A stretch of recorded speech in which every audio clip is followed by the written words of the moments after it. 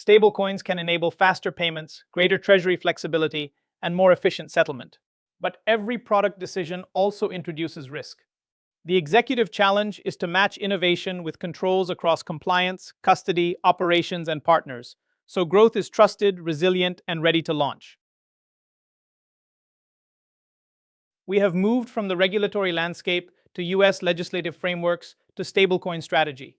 Now the focus shifts to execution.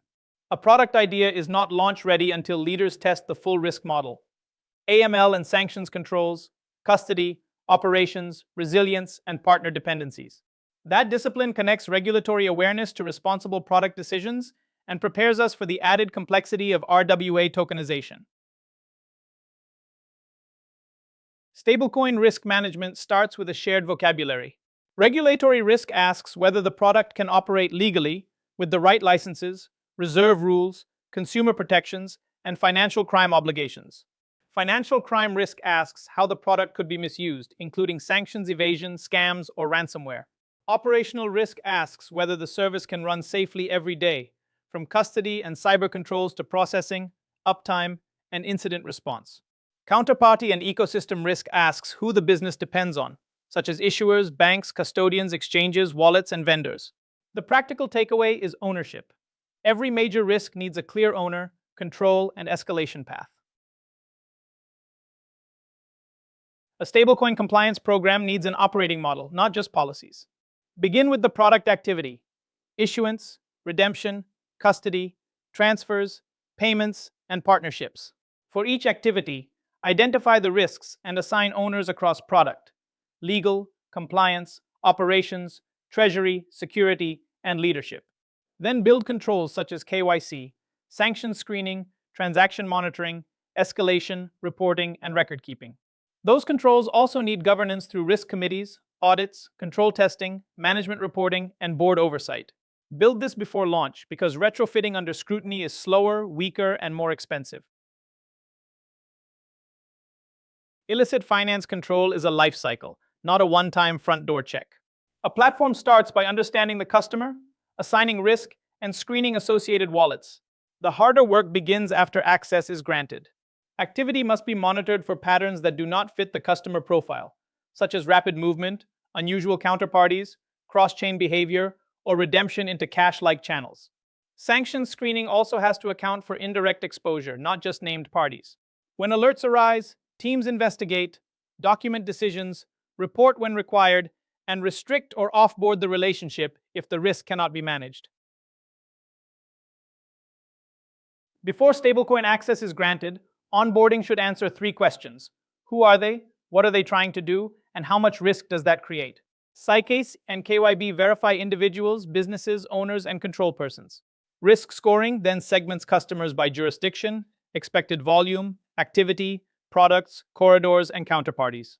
Higher risk cases need enhanced due diligence, especially MSBs, crypto-native firms, politically exposed persons, sanctioned exposure, or unusual behavior.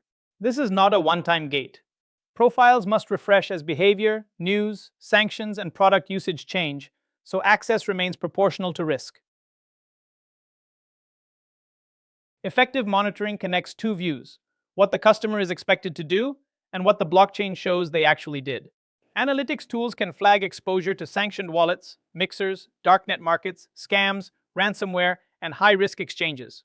Alerts should also reflect behavior patterns, including rapid transfers, layering, peel chains, high-risk jurisdiction flows, or unusual redemption spikes. The goal is not more alerts. It is better alerts. Risk scores, thresholds, customer segments, and investigator feedback help separate genuinely suspicious activity from normal, explainable usage. Sanctions control starts before value moves. Every customer, counterparty, wallet, and transaction should be screened against official lists, known typologies, and internal risk indicators. Direct exposure is the simpler case. A match to a blocked address means rejecting the transfer, blocking assets where required, and freezing the account under legal procedures. Indirect exposure is harder. Funds may pass through several wallets before touching a sanctioned entity, so risk scoring must evaluate transaction paths and counterparties. Clear playbooks define when to approve, review, block, or escalate. Just as important, sanctions data must update quickly as enforcement priorities change. The travel rule is about making key customer information move with a qualifying transfer. For stablecoin businesses, the challenge is not only knowing the sender and receiver. It is knowing when another regulated intermediary is involved, what data must be shared, and whether the counterparty can receive it securely. Hosted wallets usually provide more information, while unhosted wallets create verification gaps. Cross-border and institutional transfers add jurisdictional differences and coordination demands. Effective programs need repeatable steps to collect, validate, transmit, retain, and protect data, often through travel rule vendors. Detection is only the starting point. A strong compliance program turns each alert into a controlled process. Triage, investigate, decide whether to escalate, determine whether reporting is required, and document the outcome. Playbooks matter because AML alerts, sanctions hits, fraud signals, complaints, and unusual redemption activity require consistent handling. Escalation rules ensure legal, compliance leadership, management, banking partners, or regulators are involved at the right time. Records then prove what happened and why. Metrics such as case aging, false positives, SAR filings, and remediation status show whether the control environment is improving. Custody is where stablecoin strategy becomes operational risk management. The central question is simple: who can move the money, and under what conditions? Self-custody gives maximum control, but also maximum responsibility. Regulated custodians and exchanges can reduce operational burden, but they introduce counterparty and platform risk. MPC and multi-signature structures distribute control so no single person or system can act alone. For institutions, the model must be supported by approvals, segregation of duties, secure storage, recovery procedures, audits, insurance, and provider due diligence. Good custody design helps prevent both theft and accidental loss. Customer protection starts with a simple question: whose money is it if something fails? Bankruptcy remoteness is the legal effort to keep customer assets from being pulled into a company's bankruptcy estate. Segregation supports that goal by separating customer funds, reserves, operating cash, and corporate assets. But structure alone is not enough. Reserve policies must define liquidity, eligible assets, redemption rights, attestations, and custody controls. Contracts should spell out ownership, priority, and responsibilities during insolvency or disruption. Protection is only as strong as the legal framework, jurisdiction, and execution behind it. Stablecoin operations need resilience because failures happen in real time. A system crash, cyber attack, vendor outage, or fraud spike can quickly become a customer, regulatory, and liquidity problem. Strong programs cover uptime targets, backups, disaster recovery, monitoring, and business continuity. They also protect keys, enforce access controls, manage vulnerabilities, and review third parties. Still, controls are only part of the answer. Teams need practiced incident plans. Who decides, how severity is classified, what customers hear, and when lawyers, regulators, banks, or custodians are notified. Tabletop exercises make these plans real before a crisis does.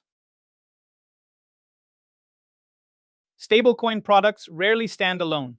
They rely on issuers, banks, custodians, exchanges, wallets, payment processors, and compliance providers.